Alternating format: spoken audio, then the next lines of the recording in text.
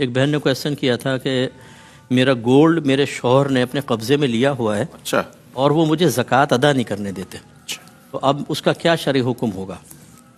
دیکھیں اس گولڈ کے اوپر سال بہ سال زکوٰۃ بنتی رہے گی، لیکن چونکہ وہ آپ کے قبضے میں نہیں ہے، آپ اگر اس پر قادر ہیں کہ ویسے کیش کسی طریقے سے جو زکوٰۃ بن رہی ہے ادا کرتی جائیں تو بہت ہی بیسٹ ہے، اور اگر ایسا نہیں ہے آپ کے پاس مال نہیں ہے تو جب وہ ان کے قبضے سے آپ کو ملے گا تو سال گزشتہ کی زکوٰۃ بھی آپ کو ادا کرنی ہوگی۔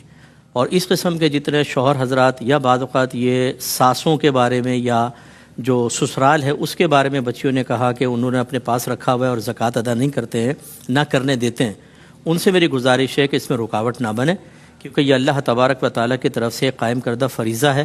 اگر آپ اس میں رکاوٹ بنیں گے تو گویا کہ گناہ کبیرہ کے مرتکب ہو رہے ہیں، مال ان کا ہے، وہ خرچ کرنا چاہ رہے ہیں، آپ کیوں خواہ گناہ گار ہوتے ہیں؟ تو ایسا ہرگز نہ کریں، فوراً سے پیشتر ان کا سونا ان کے حوالے کریں تاکہ وہ زکوٰۃ کو ادا کریں۔ سب ایک یہ بھی سوال آیا تھا کہ گھر کے آگے اکثر کالی بلی آ جاتی ہے، تو کیا نحوست کی علامت ہے، اور اگر ایسا متواتر ہو تو اس کے لیے کیا کیا جائے؟ یہ سب توہمات ہیں، اور بنیادی اصول یہ ہے کہ ہمارا مذہب اسلام بذات خود کسی میں نحوست کی موجودگی کا انکار کرتا ہے۔ کوئی چیز ایسی نہیں ہے کہ منحوس پیدا ہوئی ہو کہ آپ دیکھ لیں یا اس سے ٹچ ہو جائیں یا وہ آگے سے نکل جائے یا پیچھے سے نکل جائے تو آپ کو نقصان ہو جائے، ایسا کچھ بھی نہیں ہوتا۔ ہاں، اعمال کی نحوست کے بارے میں ذکر کیا گیا ہے کہ مثال کے طور پہ اگر والد صاحب کرائم کرتے ہیں اور بچوں اس کی وجہ سے کوئی مر گیا، کسی نے گولی مار دی دشمنی میں، تو ہم کہتے ہیں تمہارے عمل کی نحوست وہاں تک پہنچ گئی۔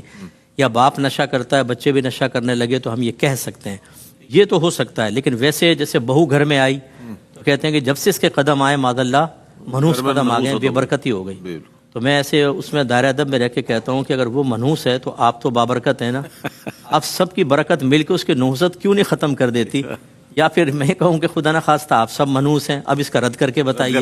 یہ غلط چیز ہوتی ہے، ایسے کسی کی بچی کو ہٹ کرنا اور مذہب اسلام کی تعلیمات کے خلاف چلنا بالکل غلط ہوتا ہے۔ تو کبوتروں کو دانہ ڈالنا، باجرہ ڈالنا، کیا یہ بھی کار ثواب میں شمار کیا جائے گا؟ اس کے حوالے سے کیا فرماتے ہیں؟ جی بالکل ہوگا، لیکن اس کے بارے میں جو نت نئی کہانیاں بنا لیتے ہیں، کوئی بھی مسئلہ ہو کبوتر کو دانہ ڈال دو مسئلہ حل ہو جائے گا، یہ کہاں سے لکھا ہے بتائیں؟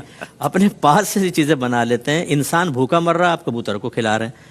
یہ اصول یاد رکھیے گا کہ جب کوئی آپ کسی کو اپنے ساتھ وابستہ کریں گے نا، تو اللہ تبارک و تعالیٰ کی عادت کریمہ جاری و ساری ہے، وہ اس جانور کو آپ کی طرف مائل کر دے گا، ذمہ داری آپ کی بن جائے گی۔ جی بالکل۔ اور آپ چھوڑ دیں اور رب اس کو کھلائے گا پلائے گا۔ بالکل۔ نبی کریم صلی اللہ علیہ وسلم نے فرمایا کہ اگر تم اللہ پر ویسا توکل کرو جیسا توکل کرنے کا حق ہے، تو وہ تمہیں ایسے ہی رزق عطا فرمائے گا جیسے ان پرندوں کو عطا فرماتا ہے جو صبح اپنے گھونسلے سے خالی پیٹ جاتے ہیں اور شام کو بھرے پیٹ واپس آتے ہیں۔ ان کبوتروں کے علاوہ کون کھلا رہا ہے؟ تو اس لیے چلیں، ڈالنے میں کوئی مسئلہ نہیں ہے، ثواب بھی ہے، لیکن یہ ذہن میں رکھنا کہ شاید کبوتر کو ڈالنے سے بہت زیادہ ثواب ملے گا اور میرے مسائل برکت ہوگی گھر میں، ایسا کوئی حدیث کے اندر نہیں ہے۔ کرنا چاہیں کریں، بہتر ہے کہ اگر جتنا کا آپ ڈال رہے ہیں اتنا کسی انسان کو کھانا کھلا دیں، یہ زیادہ افضل ہے۔ واہ۔